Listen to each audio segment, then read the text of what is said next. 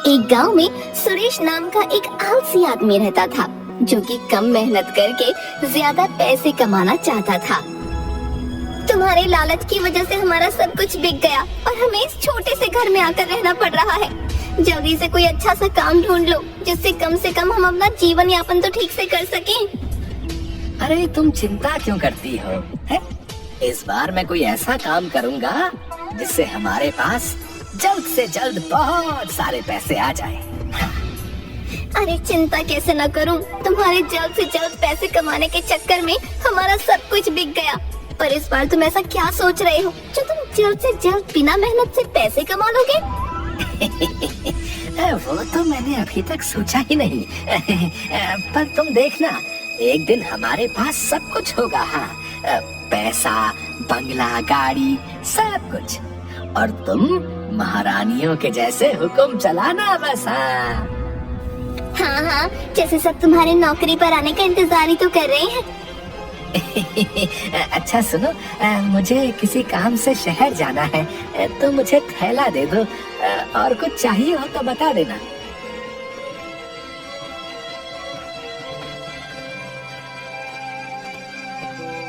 अरे अब तो मैं बहुत ही थक गया हूँ। चलो, ये पास में बगीचा है, यहीं पर जाकर थोड़ा आराम कर लेता हूँ। सुरेश बगीचे में आराम करने लगता है। वैसे उर्मिला आज बात तो सही कह रही थी, मुझे कोई ना कोई काम तो ढूंढना ही होगा। पर ऐसा कौन सा काम करूं जिससे बहुत सारा मुनाफा हो? अरे ये क्या, आम?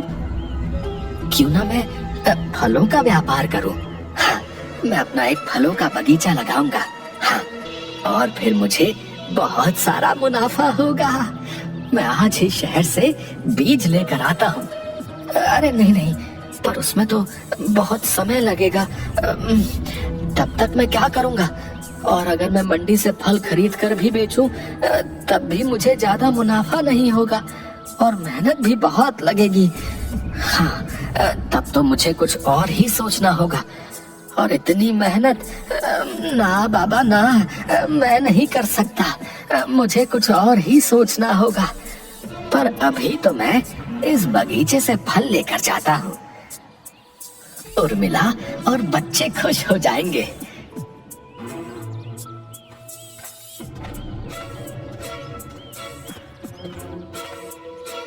अरे उर्मिला, बंकू, देखो मैं तुम्हारे लिए क्या लेकर आया हूँ। अरे वाह पिताजी, आप मेरे लिए इतने सारे फल लेकर आए हो। रात में सुरेश पलंग पर लेटा होता है, तभी उसे एक तरकीब सूझती है। क्यों ना मैं सभी पेड़ों पर से फल तोड़कर बेचना शुरू करूं। और वैसे भी एक पेड़ पर इतने सारे फल होते हैं, मैं तो तोड़ भी लूंगा तो किसे पता चलेगा। हाँ, मैं कल से ही ये काम शुरू करूंगा। हाँ। अरे उर्मिला, मैं आज से एक नया काम शुरू करने जा रहा हूँ। जाओ, मेरे लिए दही शक्कर तो लेकर आओ। हाँ, वो सब तो ठीक है, पर तुम ऐसा कौन सा काम करोगे? अरे तुम आम खाओ, है? गुठलियाँ क्यों गिन रही हो? सुरेश एक सुनसान बगीचे में कुछ फल तोड़ने के लिए जाता है। चलो, आज का काम तो अच्छे से हो गया और कोई दिक्कत भी नहीं आई। अरे कुत्ते, ये कुत्ते यहाँ क्या कर रहे हैं? भागो भागो यहाँ से। उश, उश। तभी कुत्तों से बचकर सुरेश भागने लगता है। जैसे तैसे उनसे बचकर वो घर पहुँचता है।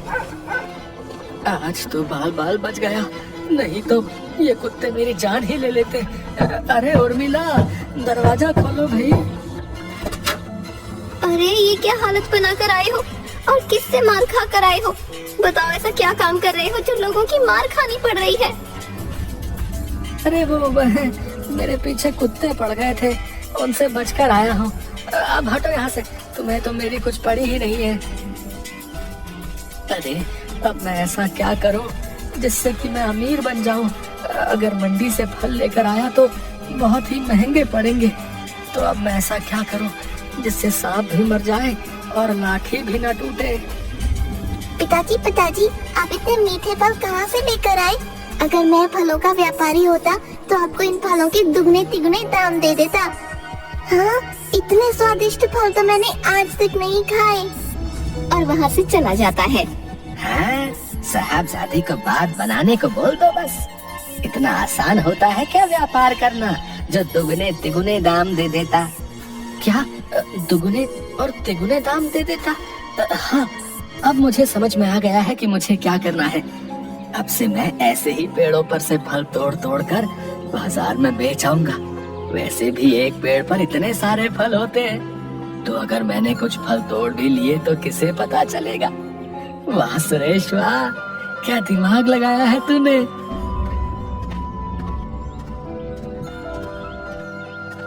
फिर सुरेश एक बगीचे में से कुछ फल तोड़कर बाजार में बेच आता है।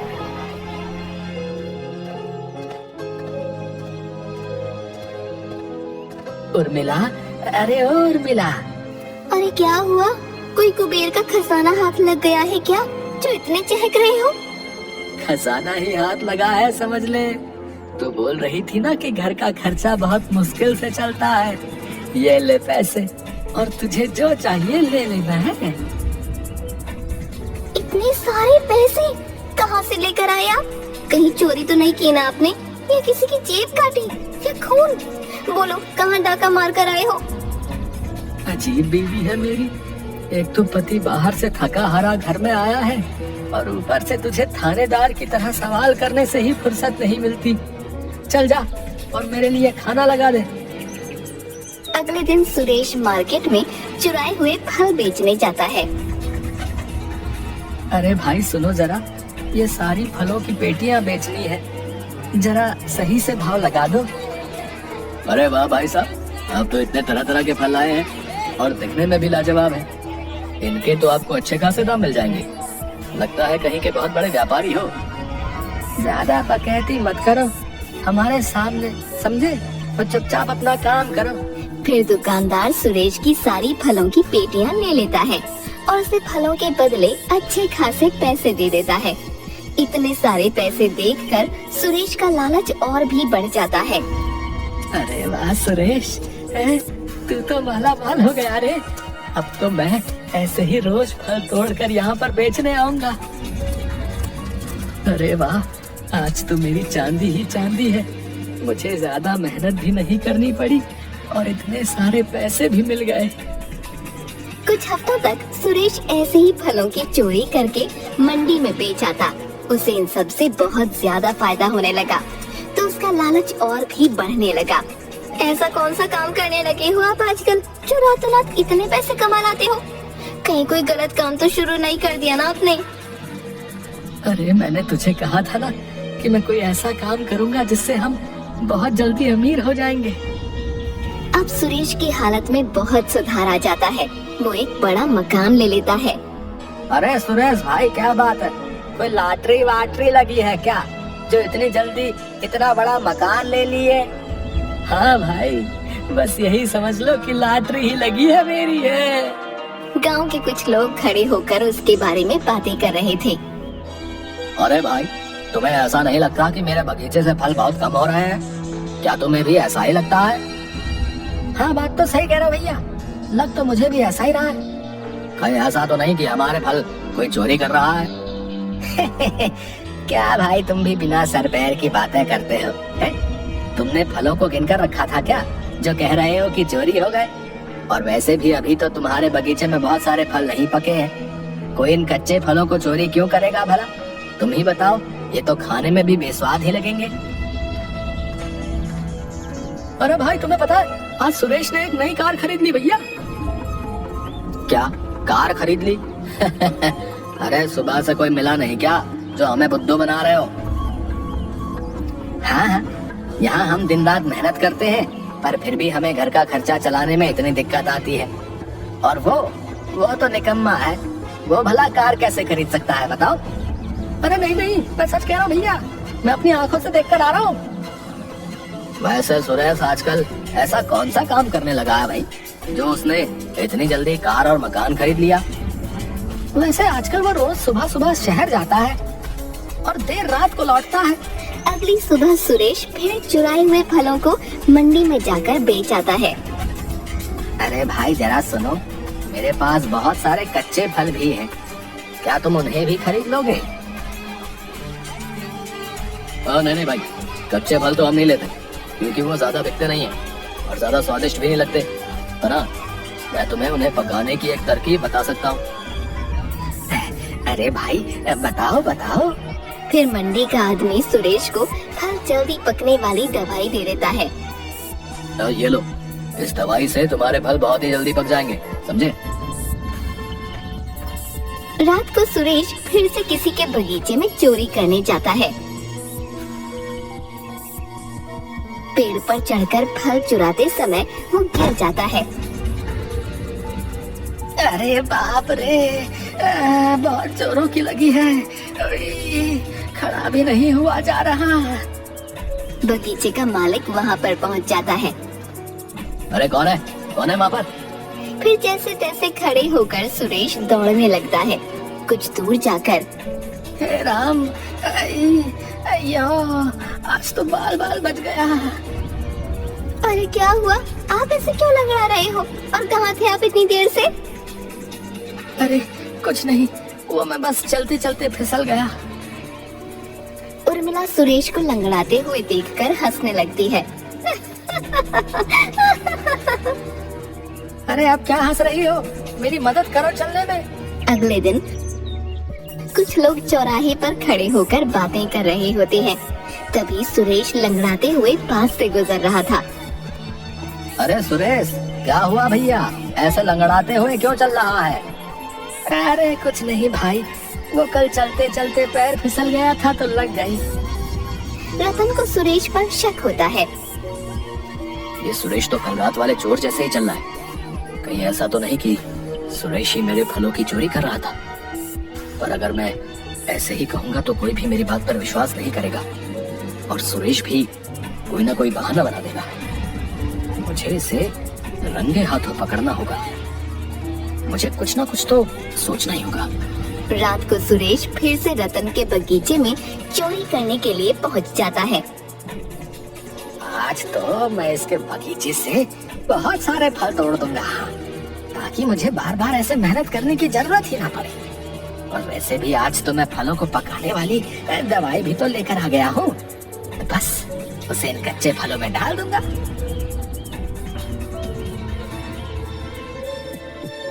सुरेश रतन के बगीचे के बहुत सारे फल तोड़ लेता है और अपने घर के गोडाउन में चुपके से रख देता है और उसमें फल जल्दी पकने वाली दवाई डाल देता है। अगले दिन रतन देखता है कि उसके बगीचे के बहुत से फल गायब हैं। अरे भाई, तुम्हें पता है मेरे बगीचे के फल जादुई हैं।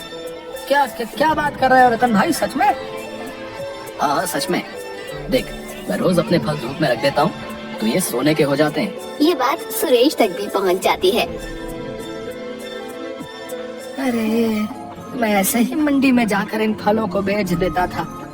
हे भगवान, अगर मुझे जरा भी इसके बारे में पता होता तो मैं हर रोज इन फलों को धूप में रख देता। चलो कोई बात नहीं, अब भी मेरे पास बहुत सारे फल हैं, मैं इन्हें धूप में रख देता हूँ। मेरी तो चांदी ही चांदी है। अरे नहीं नहीं, चांदी नहीं, सोना ही सोना है। फिर उसके बाद मुझे कोई धंधा नहीं करना पड़ेगा। अरे वाह सुरेश, वाह वाह, तेरे हाथ तो सोने का अंडा देने वाली मुर्गी लग गई रे। इंस्पेक्टर साहब, गिरफ्तार कर लीजिए इस चोर को। इसकी वजह से मेरा और इन गांव वालों का बहुत सारा नुकसान हुआ है। अरे क्या बात कर रहे हो तुम? अरे तुम मुझ पर ऐसे चोरी का इल्जाम नहीं लगा सकते। और तुम्हारे पास क्या सबूत है कि ये फल तुम्हारे हैं? मुझे पता था कि तुम अपना गुनाह कबूल नहीं करोगे, इसलिए मैंने सारे फलों पर यह निशान बना दिया था। कल मेरे बगीचे में जो चोर था वो पेड़ पर से गिर गया था और वो उस तरह लंगड़ा रहा था जैसे आज सुबह तुम लंगड़ा रहे थे। इसका मतलब साफ है कि मेरे और गांव के लोगों के फल तुम्ही ने चुराए हैं। अब तुम खुद अपना गुनाह कबूल करते हो या पुलिस कबूल करवाए? सुरेश, मुझे आपसे ये उम्मीद नहीं थी कि आप चोरी करेंगे।